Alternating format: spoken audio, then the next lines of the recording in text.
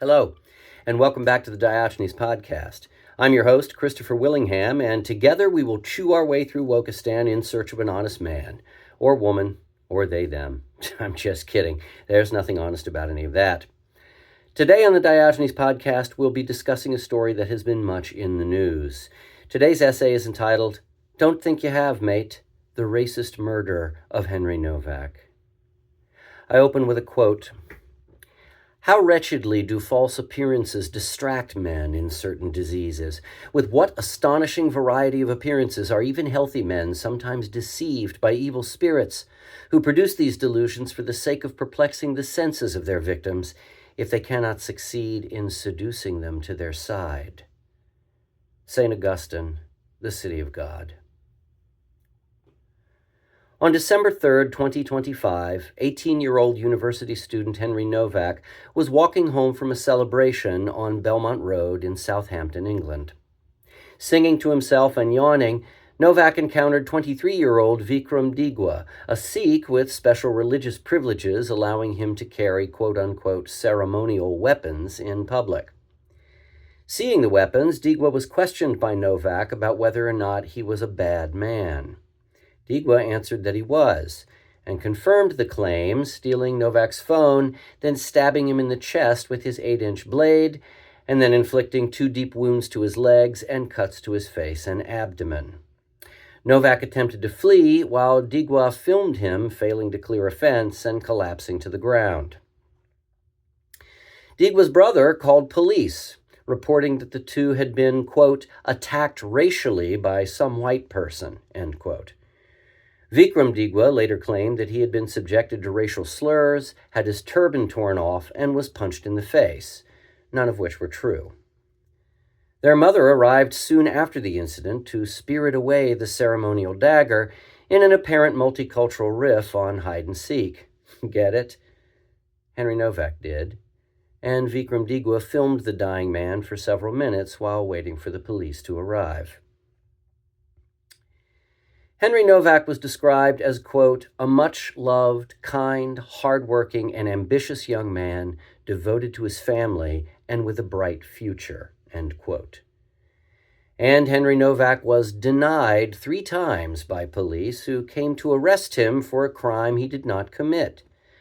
Denied the benefit of the doubt over the allegations against him, denied aid and comfort when he pleaded that he had been stabbed and could not breathe, and denied his dignity as he was rolled over and cuffed while drowning in his own blood, the reading of his rights being his last rites. Much like the infamous Abedi brothers responsible for the 2017 Manchester Arena bombing, which killed 22 and injured hundreds, it appears that the family that prays together slays together, or at least pitches in by lying and concealing evidence. Also, like the Abedi brothers, the Digwas were not initially interfered with or subject to dispositive questioning by authorities for fear of racial profiling, proving that safety and justice matter less than sanctified identities in the UK. So much so that, uncuffed, the brothers were eventually brought to the police station for further questioning, led into the kitchen, and offered snacks and beverages. This is the Darvo of a cluster B culture. Deny, attack, reverse victim and defender. It is the operational logic of the mind virus that has driven the West insane. Adam Smith, in The Theory of Moral Sentiments, wrote that mercy to the guilty is cruelty to the innocent. Yet this very ethical inversion has been institutionalized as 2-tier justice in the UK, where Muslim grooming gangs assaulted, raped, tortured, and murdered thousands of young girls for decades. Despite knowledge of these heinous crimes, authorities did not address them for fear that the perpetrator's ethnicity and religion would trigger cries of racism and Islamophobia. In many recorded instances, police prosecuted the girls and young women for truancy and for drug offenses, and even returned them to their abductors. Suddenly I feel like Rorschach from Watchmen, the pre-woke version. And yet protests against these crimes and their cover-up were characterized as right-wing thuggery, and white native-born citizens of the UK are arrested for wrongthink and for hate speech, for pub banter, for praying in public, or for saying the wrong things online, snatched away by police, their toddlers left unattended in their homes. Meanwhile, sanctified cultural others can carry daggers in public, despite knife sales being curtailed somewhat in the UK after Axel Rudakubana viciously murdered 3 girls between the ages of 6 and 9 and critically injured 8 other children and 2 adults. The murdered girls each received scores of wounds, one of them stabbed nearly 100 times in a sadistic attempt to decapitate her. There's been a lot of hot talk about the role of white guilt in shaping, I would say jaggedly hacking up, the moral terrain of the modern West. Thomas Sowell, Shelby and Eli Steele, Wilfred Riley, Glenn Lowry, and John McWhorter are notable black voices addressing the effects of what they perceive as a disastrous moral sentiment and political bludgeon. McWhorter has observed that whiteness has been coded by the woke as original sin, that, according to those he calls woke racists, quote, to be white is to be born with the stain of unearned privilege, end quote, and that whatever atonements are made, doing the work in Robin DiAngelo's pandering language, whites, quote, will always harbor the privilege stain nevertheless, end quote. Inexpungible guilt, inescapable punishment. Someone's prayers have not only been allowed, but have been answered. Of course, I agree that a misplaced sense of dynastic culpability has led the West to this sorry pass, but this is something of an attribution error. I think we are far beyond white guilt at this point and have moved deeply into woke shame. Guilt is behavioral and derives from actual misdeeds, doing the wrong thing or failing to do the right thing. It is what one feels if one has a conscience. Shame is essential. A sense of being inherently, irredeemably bad. It is what one feels when one has given up. I think that what we are experiencing culturally is nothing less than the death of the Western Imago, the mental blueprint for who we are and what we can become. This has been an agonizing, self-inflicted death of 1,000 cuts, in which, among other things, whiteness, masculinity, heterosexuality, and meritocracy and accountability have been vilified and vitiated in the name of critical social justice.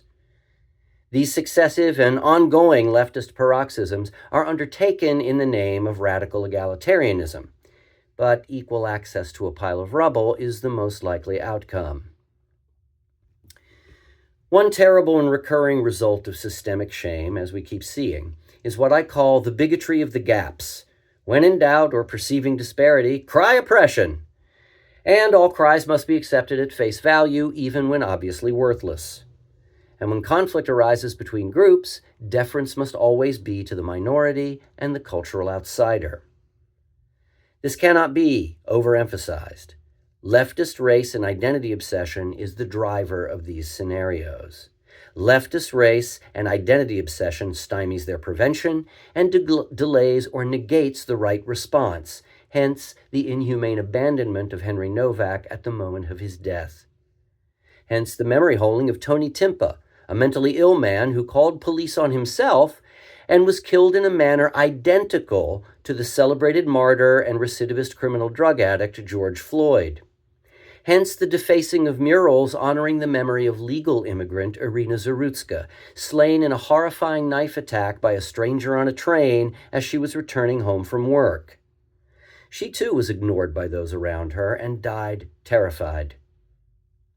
Providence, Rhode Island Mayor Brett Smiley flatly stated that his city did not want a mural dedicated to the murdered Ukrainian refugee, calling it misguided, isolating, and divisive, and characterizing the project as funded by right-wing nationalists. Well, you don't have to live like a refugee, but apparently sometimes you have to die like one. And in case you missed it, Nowak, Timpa, and Zarutska were white. Axel Rudakubana, the Abidi brothers, DeCarlos Brown, who cruelly murdered Irina Zarutska, were all known to police through prior investigation, arrests, or under direct observation mid-plot. and all were ignored or caught and released to commit horrendous crimes because their identities are a prophylactic against accountability. This is known as elite deviance, a sociological term denoting behavior that violates legal and social norms, often causing significant harm, but is not consequenced due to the protected status of the offender. Far from leveling the playing field or making more room at the table, wokeness is a leftist authoritarianism of inverted hierarchies. They preach peace, but they play for power. The new Western Imago is a motley batch of fashionable pathologies and paradoxical identity claims crudely stitched together into a ghastly simulacrum propelled by performative hate and resentment. Identitarian exemptions from the social contract multiply like neo-pronouns. Feminists, but patriarchy. Trans, but cis heteronormativity. Blacks, but slavery. The indigenous, but colonization. Islamists, but the Crusades. And the Jews. The woke, but Trump. The jab COVIDians, but my corona. The climate changelings, but the great extinction. And the eating disordered, vegans, but the beautiful creatures. Unenlightened virtue-signaling minstrelsy doesn't fucking impress me, much less convince me that an incoherent gaggle of sliced and diced, pierced and painted, ultra-crepidarian, hand-wringing midwits, gelded academics, social justice sycophants, and sadists have clue fucking one about history, world-building, progress, ethics, justice, or the human spirit. If the woke want to argue for group identity, I'm happy to oblige and dump all of these identitarian rent seekers into the super category of non-contributing social zeros. Time to drop these kids off at the pool. Presented as defense at the trial of Vikram Digwa was the medical assertion that no aid would have saved Nowak.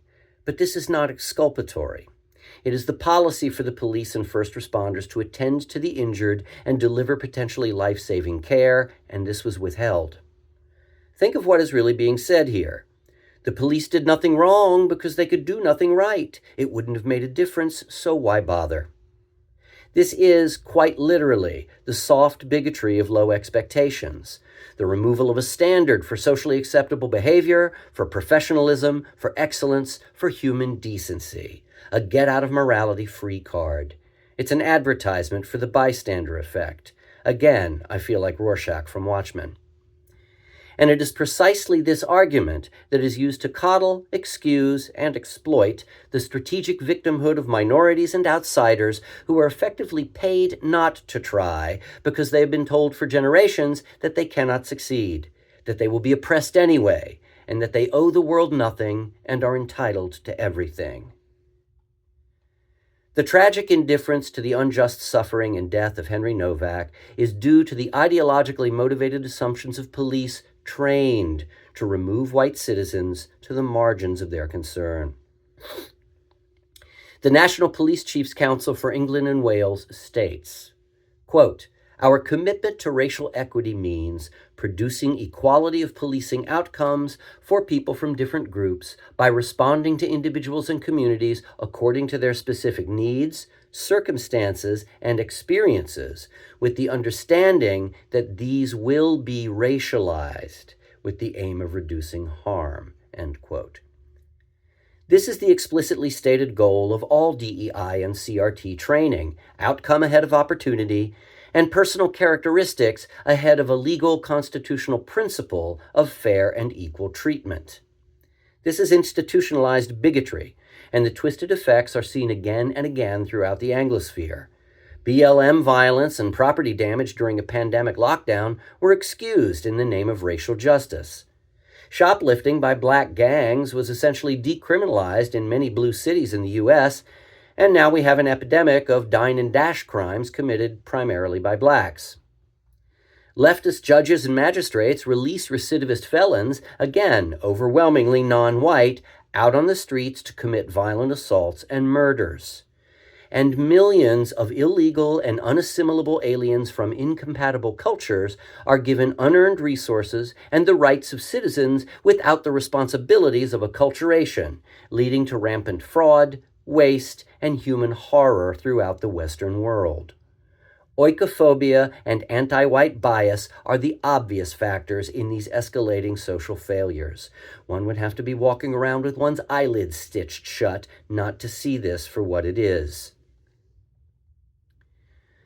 Noble as it seemed to many, I was disappointed by Mark Nowak's public appeal for calm in the immediate aftermath of his son's murder. I felt the same reaction at the father of Austin Metcalf, another white youth brutally stabbed to death by a brown maniac for no reason. Both statements are eerily unemotional boilerplate, sensitivity-trained appeals to a narrative, one which continues to elevate the other by suppressing legitimate sorrow and outrage, affirming that a common humanity is deliberately denied to those outside the sacred ideological circle of the woke left. A recent article in the online journal Quillette, often a source for courageous, well-reasoned, nonpartisan perspectives, critiqued the public discourse surrounding Nowak's death as an exploitation rooted in a quote-unquote politics of certainty. I think this too is a form of misguided moralizing intended to squelch a reasonable anger by appealing to a vague universal sympathy, as if the death of Henry Nowak occurred in a vacuum. It didn't. Nowak's murder occurred in a very specific cultural context, under very specific conditions, with well-defined and willfully emphasized features.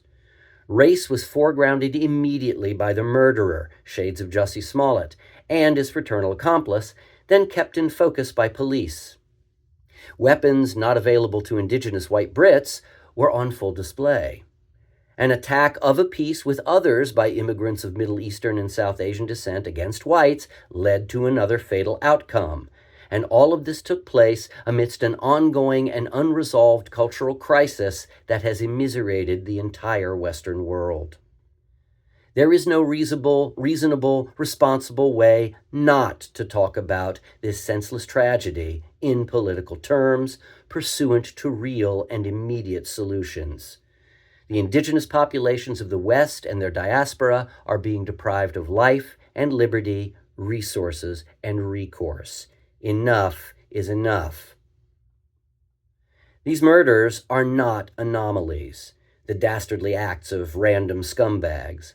They are the inevitable consequences of cultural programming, decades of inflamed hate, suicidal empathy, and brain rot ideology that have leftists lamenting the failure of presidential assassins and cheering for the deaths of insurance salesmen and campus speakers. Our cultural institutions of truth-seeking, sense-making, and adjudication have been renormed in the dark image of these leftist connoisseurs of malice. Whites are not even allowed to grieve their children because, quote-unquote, white tears make minorities feel exhausted. White communities are not allowed to demonstrate anger at the wanton unnorming of their culture and the destruction of its values without being labeled Nazis or fascists. I am profoundly sorry for the senseless loss and unimaginable anguish of the Metcalf and Nowak families. I have a son very close in age to these slain young men. But this is not dignity or decorum, just more internalized shame. Cowed white men keeping their heads down for fear of ruffling leftists' feathers. That thing which Emily Dickinson described as hope. I understand Obama bought that around 2008. I wonder when it will be back on the market, and also, who's carrying the suitcase with his soul in it? Probably Michelle. Like the Diguas, it's a family affair. British parliamentarian and leader of Reform UK, Nigel Farage, has called for an end to two-tier policing, to anti-white bias, and for pure, cold rage in response to the senseless murder of Henry Nowak and the useless dereliction of police who let him die without care or comfort. Predictably, this has been denounced as an appeal to far-right white supremacy. Yet in the US, wealthy white women spend thousands of dollars on rage rituals to tap into that angry intensity with the expressed goal of quote-unquote expanding joy through social change. Electorally jettisoned Texas Rep. Jasmine Crockett went apeshit at the guilty verdict for Carmelo Anthony, the murderer of Austin Metcalf, saying, quote, "Black women live in agony every day that I promise the Metcalfs never went through," end quote. And TikTok boasts thousands of videos of septum zealots raging hysterically, not at the dying of the light, but at the surviving of the Donald. As an academically trained visual artist, contrast and pattern recognition are an indelible part of my skill set. And as a liberal, I am committed to a colorblind society. Therefore, drawing on both my education and my ethics, I am confident in asserting that this issue is black and white. How's that for political certainty?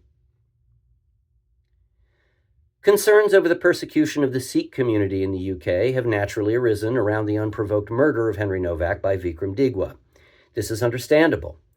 And, unlike the woke, one ought not commit hasty generalizations at the level of group identity based on the unconscionable actions of a minority of bad actors. That said, it is also appropriate to consider the merits and deficits of cultural relativism in a modern multi-ethnic society and the growing pressures and effects of unchecked immigration on the institutions and foundational principles of Western democracies, to say nothing of the safety of their citizens. Cross purposes and double standards emerge even under the best of intentions. To wit, like Kant's philosophy, Sikhism also maintains a categorical imperative, holding that seva, selfless service, and kirat karni, making an honest living, must be maintained for their own sake, not out of expectation for reward or praise. Any deed pursued selfishly cannot be called good.